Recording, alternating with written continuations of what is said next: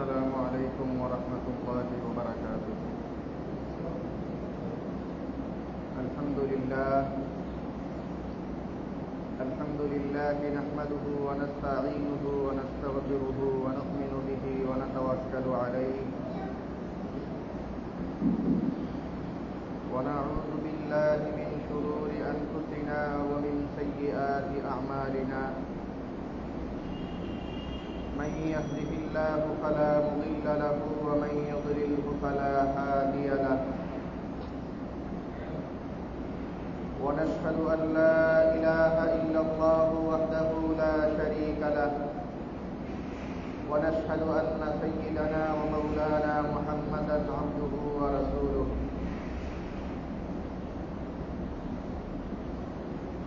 أما بعد فأعوذ بالله من الشيطان الرجيم.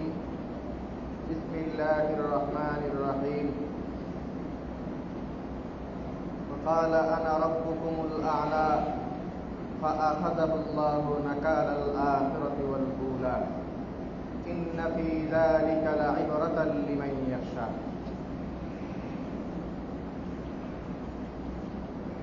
وعن ابن عباس رضي الله تعالى عنه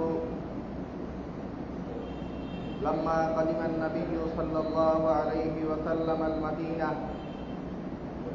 رأى اليهود تصومون يوما فقال ما هذا؟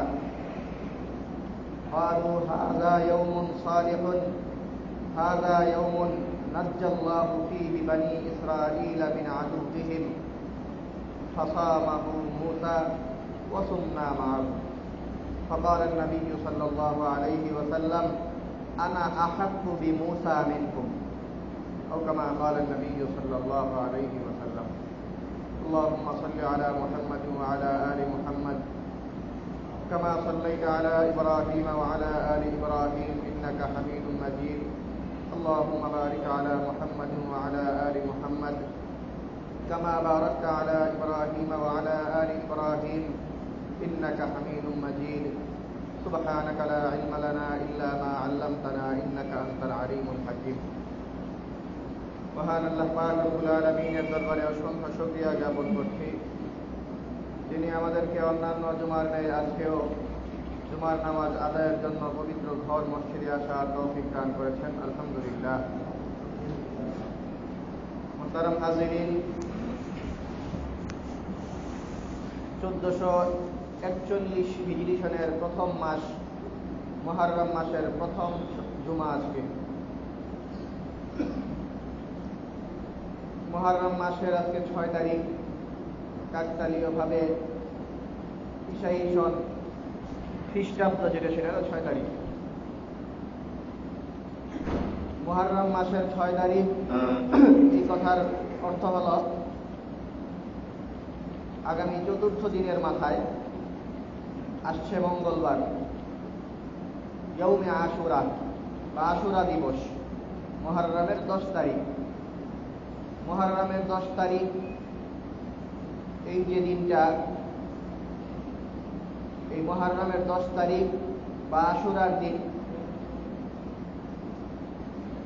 আমাদের মুসলমানদের ইতিহাস এবং ঐতিহ্যের বিচারে একটি অন্যতম গুরুত্বপূর্ণ দিন। এই দিনের গুরুত্বের পিছনে কিছু কারণও আছে এবং এই দিনকে কেন্দ্র করে কিছু করণীয়ের কথাও আছে।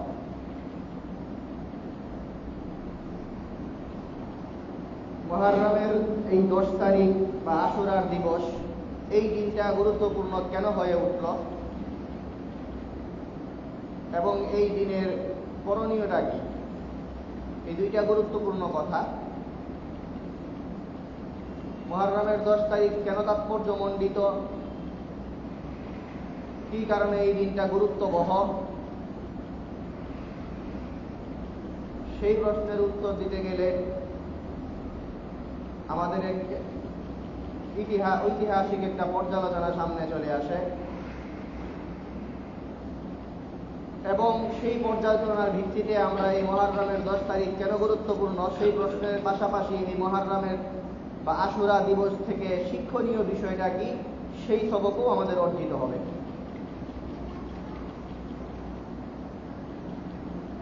আল্লাহ পাক রব্বুল আলামিন মানুষদেরকে পৃথিবীতে প্রেরণ করেছেন। এই প্রেরণ করার পরে যে আদেশগুলি দিয়েছেন, এর মধ্যে অন্যতম একটা আদেশ হলো ইয়াবুদুনানি, এরা আমার ইবাদত করবে। একটা কথা, ইয়াবুদুনানি, এরা আমার ইবাদত করবে, এবং সাথে সাথে আরেকটা বর্জনীয় বিষয়ের দিকে ইঙ্গিত করছেন, ওয়ালা ইউশরিকুনা বি শাইআ, এবং আমার সাথে আর কাউকে শরীক করবে না। মানুষদেরকে আল্লাহ পাক রব্বুল আলামিন সৃষ্টির পর পৃথিবীতে প্রেরণ করে আল্লাহ তাআলা যেই উদ্দেশ্য এবং লক্ষ্যের কথা জানান দিচ্ছেন, সেটা হলো এরা আমার ইবাদত করবে এবং আমার সাথে আর কাউকে শরীক করবে না।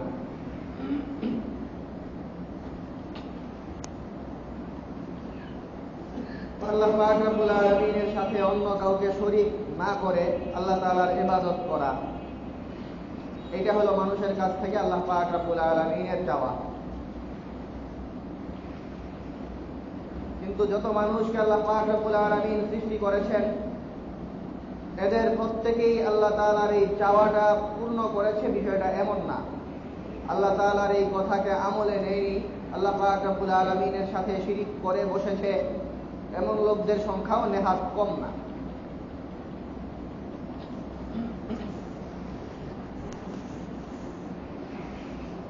আল্লাহ পাক রব্বুল আলামিনের আদেশ যারা পালন করেছে, আল্লাহ পাক রব্বুল আলামিনের সাথে যারা কাউকে যারা শরীক করেনি এবং আল্লাহ পাক রব্বুল আলামিনের ইবাদতে মগ্ন ছিল, বিশ্বাসী যারা, তাদেরকে বলা হয় মুমিন।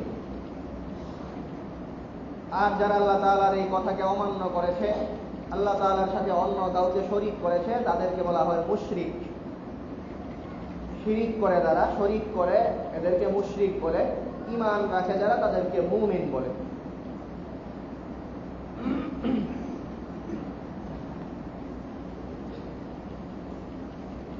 আল্লাহ পাক রব্বুল আলামিনের সাথে যারাই শরীক করেছে সবাই মুশরিক। তবে এই মুশরিকদের মধ্যে একটা স্তরবিন্যাস আছে। যে মুশরিকরা, এই মুশরিকদের মধ্যে ছোট মুশরিক, বড় মুশরিক আছে। শিরিক যেটা, সেই শিরিকের একটা চিন্তাধারা, শিরিকের ধর্মই হলো শরীক করতে থাকা, এবং শরীক করাকে তারা খারাপ মনে করে না। শরীক করাকে খারাপ মনে করে না, এই কথাটা বুঝাই আর একটু। আপনারা ইব্রাহিম আলাইহিস সালামের পিতা, ইব্রাহিম আলাইহিস সালামের পিতার ব্যাপারে আপনাদের জানা আছে, মূর্তি পূজক ছিলেন উনি।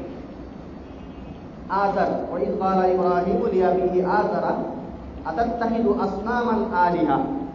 স্মরণীয় সেই সময় যখন ইব্রাহিম আলাইহিস সালাম বলেছিলেন তার পিতা আযরকে যে আপনি তো এত সব মূর্তি ইত্যাদির পূজা করতেছেন, এটা কি কারণে? তো ইব্রাহিম আলাইহিস সালামের যে পিতা, ইব্রাহিম আলাইহিস সালামের পিতা ছিলেন মূর্তি পূজক। এই তথ্যটা আপনারা জানেন। শিরিক বিষয়টা কেমন, এই বিষয়টা বোঝানোর জন্য আমরা এই ইতিহাসটা জানছি। একটা কথা, সেটা হলো ইব্রাহিম আলাইহিস সালামের যে পিতা, সেই পিতা ছিলেন মূর্তি পূজক, অর্থাৎ মূর্তির পূজা করত, মূর্তিকে উপাস্য হিসাবে গ্রহণ করেছিল। ইব্রাহিম আলাইহিস সালামের পিতার অবস্থা এটা। ইব্রাহিম আলাইহিস সালামের সময়কার যেই শাসক, সেই শাসকের নামও আপনারা শুনেছেন, শাসকের নাম ছিল নমরুদ। ইব্রাহিম আলাইহিস সালামের সময়কার যে শাসক, তার নাম ছিল নমরুদ। এই যে নমরুদ, সেই নমরুদের ব্যাপারে কোরআনে কারিমে বলা আছে, সেই নমরুদ ইব্রাহিম আলাইহিস সালামকে জিজ্ঞেস করছিল, তোমার আল্লাহ কি পারে? বলছেন যে মানুষকে জীবন দিতে পারে, মৃত্যু দিতে পারে। সেই লোক নিজেকে আল্লাহর সমকক্ষ দাবি করার জন্য, যেই লোকের উপরে মৃত্যু অবধারিত, জেলখানা থেকে এমন লোক এনে ছেড়ে দিল, নিরপরাধ একজনকে মেরে ফেললো। এরপরে দেখাইলো যে আমিও মারতে পারি, ছাড়তে পারি। তো নমরুদ যে, সেই নমরুদ নিজেকে খোদা দাবি করত, নিজেকে উপাস্য হিসাবে উপস্থাপন করেছিল সে। একটা কথা বললাম, ইব্রাহিম আলাইহিস সালামের পিতা আযর ছিল মূর্তি পূজক। আর একটা কথা বললাম, সেই সময়ের শাসক নমরুদ ছিল নিজেকেই খোদা দাবি করেছিল এমন এক ব্যক্তি। এই দুইটা তথ্যের পরে আরেকটা তথ্য দেই, সেটা হলো ইব্রাহিম আলাইহিস সালামের পিতা যিনি মূর্তিপূজক ছিলেন, এই ইব্রাহিম আলাইহিস সালামের পিতা উনি ছিলেন নমরুদের মন্ত্রী। ইব্রাহিম আলাইহিস সালামের পিতা ছিলেন নমরুদের মন্ত্রী। এর দ্বারা কি বুঝলেন আপনারা? রাজা নিজেই নিজেকে খোদা দাবি করে, অথচ মন্ত্রী সেই রাজার পূজা করে না, মূর্তি পূজা করে।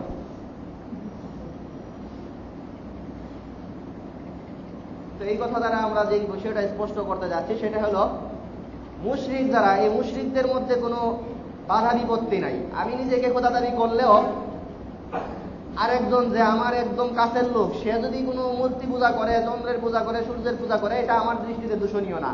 কারণ মুশরিক মানে তার চিন্তাই হলো শরিক করতে থাকো, যত শরিক বানাইতে পারো, কোনো সমস্যা নাই। এই হলো শিরিকের চিন্তাধারাটা। শিরিক মানেই শরিক করা, আল্লাহ তাআলার সাথে কাউকে শরিক করবে। আবার যে নিজেকে খোদা দাবি করবে, তার লোকেরা তার সাথে অন্য কাউকে শরিক করতে পারে। বাকি সেও যে খোদা, সেও যে উপাস্য, সেটা মানলেই চললো। সাথে আরো কেউ থাকুক সেই দাবিও এখানে নিন্দনীয় না। এখানে যে মূল কথা সেটা হলো, নমরুদকে যদি উপাস্য মনে করে তাহলেই চললো, সাথে নমরুদের সাথে আরো কাউকে যদি উপাস্য মনে করে, করুক।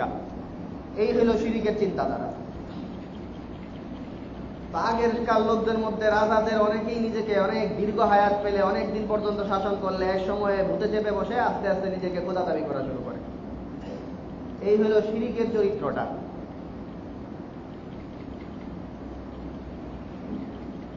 এই যে মুশরিক, এই মুশরিকদের মধ্যে এক মুশরিকের নাম ছিল ফেরাউন। যেই মুশরিকদের কথা আপনাদের বলছি আমি, মুশরিক মানে যারা আল্লাহ তাআলা যেইভাবে যেই কাজ করার জন্য পৃথিবীতে পাঠিয়েছেন সেই কাজ না করে, আল্লাহ বলেছেন ইবাদত করবে আমার সাথে আর কাউকে শরীক করবে না, কিন্তু এই কথা বাদ দিয়ে যারা নিজেরা নিজেদেরকে শরীক করে, এই ধরনের মুশরিক যারা, মুশরিকদের মধ্যে একটা ছিল, এক মুশরিকের নাম হলো ফেরাউন।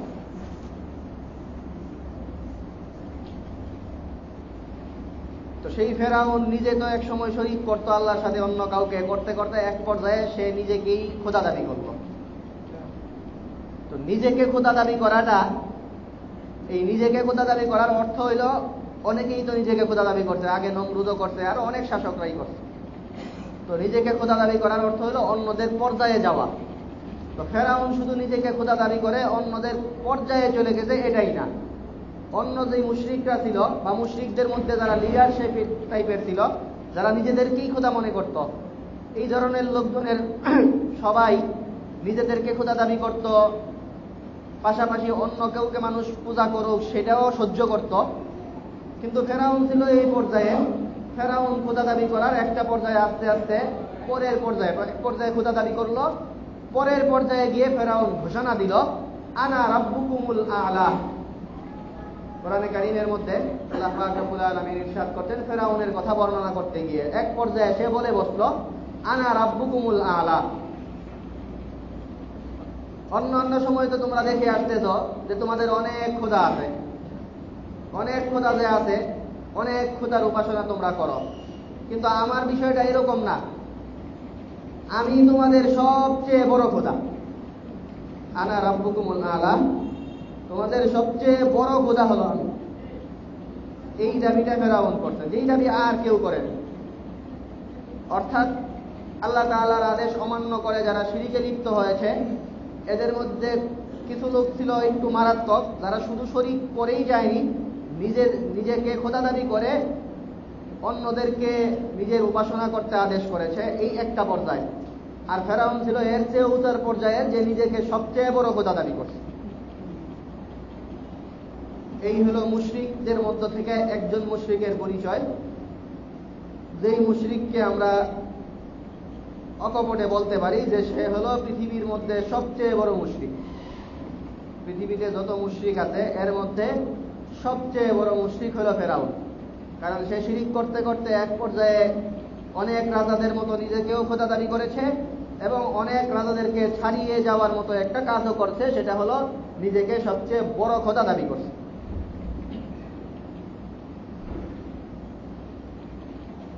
এই হলো মুদ্রার এক পিঠ।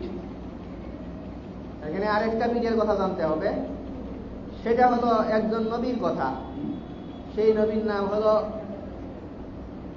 সাইয়্যিদুনা হযরত মূসা আলাইহিস সালাম।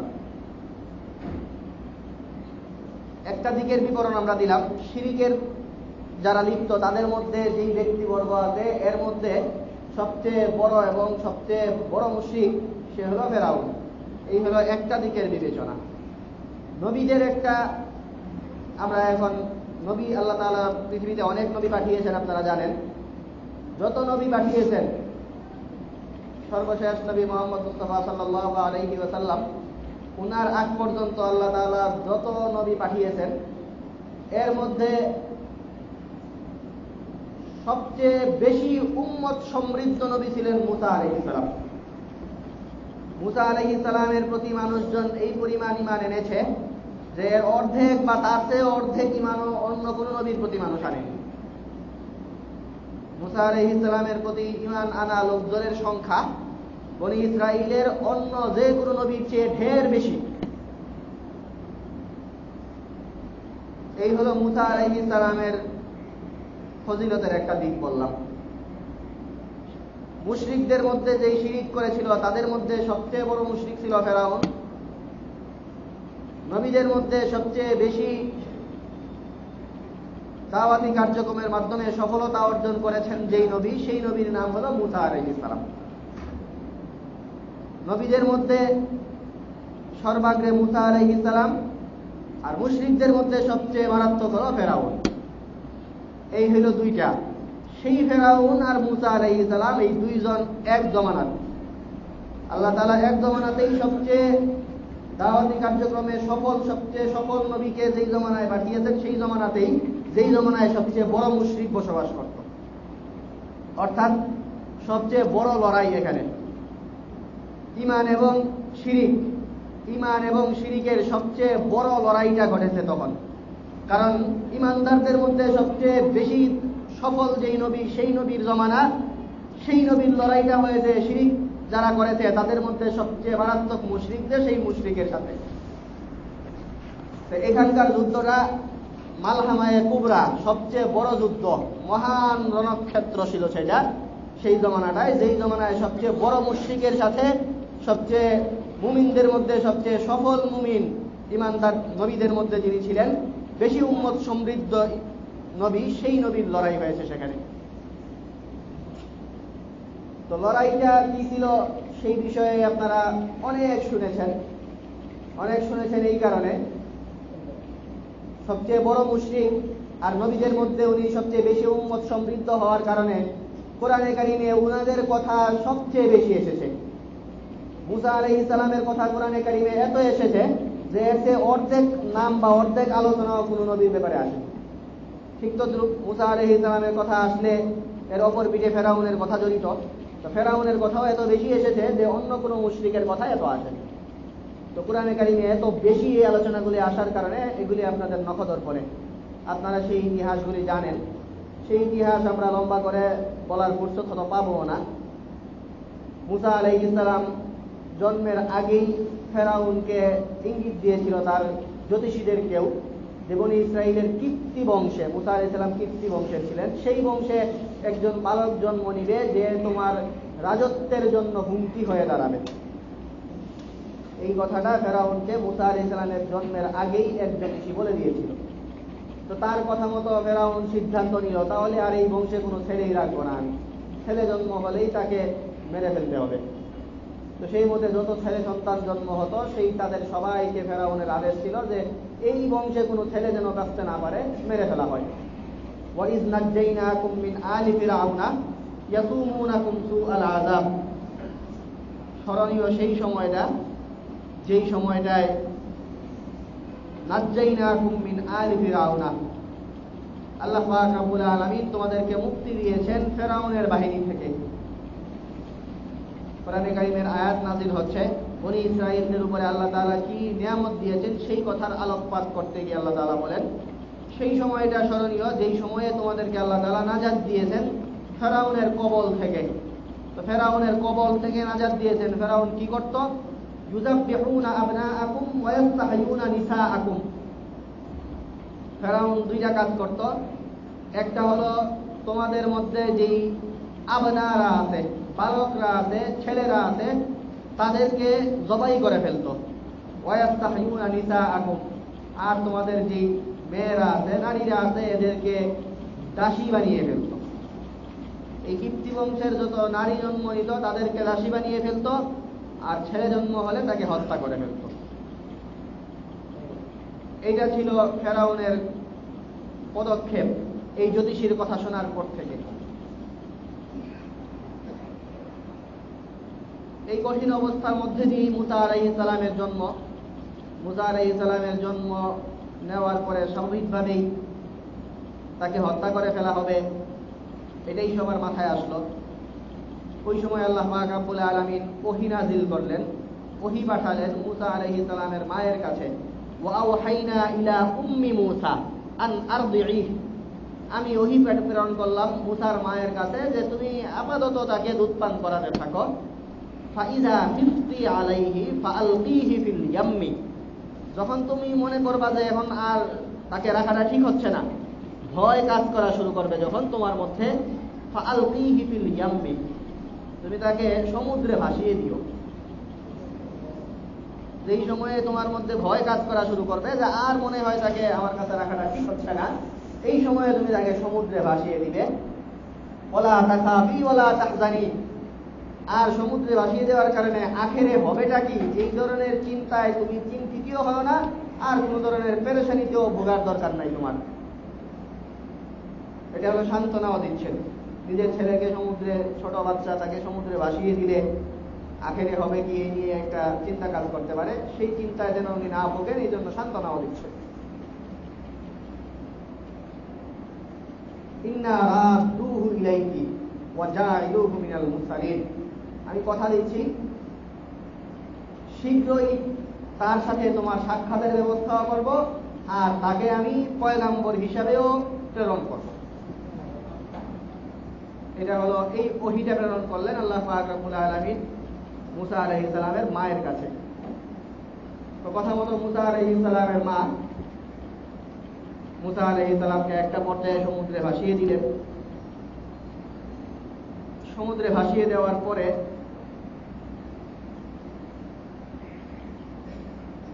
মুসা আলাইহিস সালামের যেই মুসা আলাইহিস সালামকে সমুদ্রে ভাসিয়ে দেওয়ার পরে ভাসতে ভাসতে উনি যেই জায়গায় গিয়ে থামলেন সেটা হলো ফেরাউনের বাড়ির কাছে।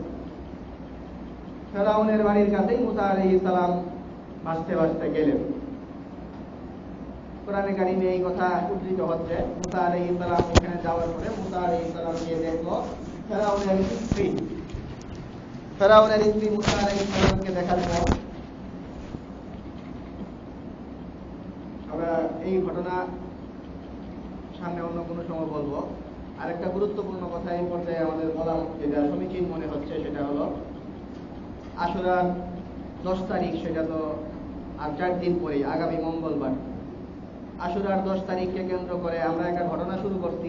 সেই ঘটনাটা আমরা শেষ করতে পারলে আপনারা সহজেই বুঝতে পারবেন যে এই ঘটনাকে কেন্দ্র করে আশুরার দিবসে রোজা রাখা। ওই দিন নাজাত দেওয়ার কারণে আশুরার দিবসে মুসা আলাইহিস সালামকে আল্লাহ তাআলা মুক্তি দিয়েছিলেন, এই কারণে ইহুদিরা রোজা রাখত। নবী সাল্লাল্লাহু আলাইহি ওয়াসাল্লাম বললেন যে মুসা নবীর কথা তো ইহুদিরা মানে না। মুসা আলাইহিস সালাম বলে গেছেন ইহুদিদেরকে যে তোমরা আমার পরবর্তী নবীদেরকে স্বীকৃতি দিবে, কিন্তু ইহুদিরা মুসা আলাইহিস সালামের পরের কোন নবীকে তো মানেই না। ঈসা আলাইহিস সালামকে হত্যা পর্যন্ত করে উদ্যত হয়েছে এরা তো মুসা আলাইহিস সালামের চেতনায় ভাস্বর না। তোমাদের চেয়ে মুসাকে তো বেশি আমরা মানি, এই কারণে মুসাকে নাজাত দেওয়ার কারণে তোমরা যদি রোজা রাখো তাহলে আমরা রোজা রাখা এটা আরো বেশি দরকার। এটা বলে নবী সাল্লাল্লাহু আলাইহি ওয়াসাল্লাম বলেন ঠিক আছে এখন থেকে আমরা রোজা রাখবো আশুরার 10 তারিখ। আশুরার 10 তারিখের যে রোজা রাখবো, এই কারণে তোমরা তো শুধু 10 তারিখে রাখো, তোমাদের সাথে যেন একটু অমিল থাকে, এই কারণে সাথে লাইন বাকিতু ইলা কাবিলিন লা আসুমান্না তাসিআ, আগামী বছর থেকে ইনশাআল্লাহ আমি 9 তারিখে রোজা রাখবো। এটা নবী সাল্লাল্লাহু আলাইহি ওয়াসাল্লাম বলছেন, অর্থাৎ 2 দিনের কথা। নবী সাল্লাল্লাহু আলাইহি ওয়াসাল্লাম 9 তারিখে রোজা রাখেননি, 10 তারিখেই শুধু রেখেছেন। বাকি সাহাবায়ে কেরাম যখন বললেন এই দিনে তো ইহুদিরা রাখে, নবী সাল্লাল্লাহু আলাইহি ওয়াসাল্লাম বলেন ঠিক আছে সামনের বছর থেকে 9 তারিখেও রাখবো। এই সামনের বছরের আশুরা নবী সাল্লাল্লাহু আলাইহি ওয়াসাল্লাম পাননি, এর আগেই ওনার ইন্তেকাল হয়ে গেছে। এই কারণে রাখেননি। বাকি উনি আশা এবং আকাঙ্ক্ষা ব্যক্ত করে গেছেন, সাহাবায়ে কেরাম সাথে 2 দিন রেখেছেন। হাদিসের মধ্যে এসেছে যে তোমরা সুমু ইয়াওমান ক্বাবলাহু আও সুমু ক্বাবলাহু ইয়াওমান আও বাদাহু ইয়াওমান, তোমরা এর আগে একদিন রাখো অথবা পরে একদিন রাখো। অনেক হাদিসে আছে আগে একদিন রাখো এবং পরে একদিন রাখো। গত জুমাতে আমরা হাদিস পাঠ করেছিলাম, নবী সাল্লাল্লাহু আলাইহি ওয়াসাল্লাম বলছেন যে রাতের নামাজ পড়া সবচেয়ে বেশি উত্তম, আর রমজানের পরে মাসের বিচার করলে মুহররম মাসে রোজা রাখা সবচেয়ে বেশি উত্তম। তো যেহেতু মুহররম মাস রোজা রাখার মাস, এই কারণে উলামায়ে কেরাম বলেন 9, 10, 11 3 দিন রাখা এটা হলো সবচেয়ে ভালো। আর যদি কেউ 2 দিন রাখতে চান তাহলে 9 এবং 10 এই 2 দিন, আর যদি 9 তারিখ রাখতে না পারেন তাহলে 10-এর পরে 11 রাখবেন। শুধু 10 তারিখে রাখা এটা মাকরুহে তানজিহি, এই কারণে শুধু 10 তারিখে না রাখা চাই। এবং যারা রোজা রাখবেন তারা আগে বিশেষ কোনো একদিন, আর যদি সম্ভব হয় তাহলে 2 দিনই, আগেও পরেও 9, 10, 11 3 দিন রোজা রাখবেন। 3 দিন রোজা রাখার মাধ্যমে, এই 3 দিন রোজা রাখলে আল্লাহ পাক রব্বুল আলামিন শুধু মুহররমের রোজা মানে 10 তারিখ যেটা আশুরার রোজা, সেই রোজার ব্যাপারে ফজিলতের কথা আছে যে কেউ যদি এই 10 তারিখ আশুরার রোজা রাখে তাহলে তার পেছনের 1 বছরের গুনাহ আল্লাহ পাক রব্বুল আলামিন মাফ করে দিবেন। তো 9 তারিখে রোজা রাখলে 1 বছরের গুনাহ মাফ হবে বা 11 তারিখে রাখলে হবে, এই ধরনের কোনো কথা নাই। ফজিলতটা মূলত 10 তারিখ কেন্দ্রিক। এই 10 তারিখ কেন্দ্রিক ফজিলত। বাকি 10 তারিখে ইহুদিরা রাখে, এই কারণে আগে পিছে একদিন রাখার কথা আছে, এবং না রাখাটা মাকরুহ। এই হলো করণীয় এই দিনের মোটামুটি একমাত্র করণীয়, যেটা হাদিসের মাধ্যমে সুপ্রমাণিত। কিছু কিছু হাদিসে আছে, হাদিসগুলি অনেকেই দুর্বল বলতে চান, বাকি কেউ আমল করলে করতে পারেন। সেটা হলো হাদিসে আছে যেই ব্যক্তি মান ওয়াসসাআ আলা ইয়ালিহি ইয়াওমা আশুরা ওয়াসসা আল্লাহু আলাইহি সাইরা সানা, যেই ব্যক্তি তার পরিবারের এই 10 তারিখে ভালো খাবার ইত্যাদির ব্যবস্থা করবে, আল্লাহ পাক রব্বুল আলামিন সারা বছর তার রিজিকে বরকত দান করবেন। এই ধরনের একটা হাদিস আছে। অনেকে আপত্তি করেন হাদিসে, বাকি আপত্তি করলেও শেষমেশ এই হাদিস আমলযোগ্য, এটাই শেষ কথা। কেউ চাইলে সেই আমলটাও করতে পারেন। এই হলো করণীয়র কথা। আর বর্জনীয় বিষয়গুলোর কথা আপনারা জানেন। আমরা একটা ইতিহাস শেষ করিনি, কিন্তু আপনারা বুঝে ফেলছেন আমরা ইতিহাস কোন জায়গায় নিয়ে থামাবো। তো সেই ইতিহাসের পর্যালোচনার পরে স্বাভাবিকভাবেই যেই কথা আসে সেটা হলো মুসা এবং ফেরাউন, মুসা আলাইহিস সালামের সাথে ফেরাউনের যেই ঘটনা, এটাকে কেন্দ্র করে হলো এই আশুরার তাৎপর্য। এই কারণেই আশুরার আমলগুলো। আর অনেকে এর সাথে 61 হিজরি নবী সাল্লাল্লাহু আলাইহি সাল্লামের ইন্তেকালের 51 বছর পরে কারবালার ট্র্যাজেডি, যেটা সেই ট্র্যাজেডির সাথে সম্পৃক্ত করে ওখানে কিন্তু মাতম, শোক ইত্যাদি পালন করতে চান। হাদিসের মধ্যে স্পষ্ট আছে যে ব্যক্তি ঈমান রাখে, কোনো মুমিন ব্যক্তির জন্য বৈধ না কেউ মারা গেলে 3 দিনের বেশি শোক পালন করবে। 3 দিনের বেশি শোক পালন করা, প্রতি বছর আগস্টের মাঝামাঝি সময়ে শোক পালন করা, মুহররমে প্রতি বছর মাতম, শোক ইত্যাদি পালন করা, এগুলি মুমিনের আলামত না। মুমিন যদি হতে হয়, যেই ব্যক্তি ঈমান আনে, তার জন্য বৈধ না। লা ইয়াহিল্লু লিমরিন ইউমিনু বিল্লাহি ওয়াল ইয়াউমিল আখির, আল্লাহ এবং আখিরাত দিবসের উপর ঈমান রাখে এমন কোন ব্যক্তির জন্য বৈধ না যে সে কোনো ব্যক্তির উপর শোক পালন করবে। বাকি মৃত্যুর 3 দিন পর পর্যন্ত শোক পালন করতে পারবে। আর মহিলাদের জন্য একটা অতিরিক্ত বৈধতা আছে, সেটা হলো তার স্বামী মারা গেলে এই মহিলা বেশি দিন শোক পালন করতে পারবে, 4 মাস 10 দিন। মহিলার স্বামী মারা গেলে 4 মাস 10 দিন, আর অন্য সবার জন্য 3 দিন। এছাড়া শোক পালন করা এটা মুমিন ব্যক্তির জন্য বৈধ না, এটা হাদিসের স্পষ্ট ভাষা। এই কারণে আগস্টের শোক বলেন আর মুহররমের শোক বলেন, কোনো শোকই মুসলমানদের কাজ না। এই কারণে আমরা অবশ্যই এই দিনকে কেন্দ্র করে শিয়া সম্প্রদায়ের উৎকারিতে যে কাজগুলি হয় এগুলি থেকে আমরা বিরত থাকবো। আল্লাহ পাক রব্বুল আলামিন আমাদের এই দিনের করণীয় এবং বর্জনীয় এবং বিষয়গুলো বোঝার তৌফিক দান করুন।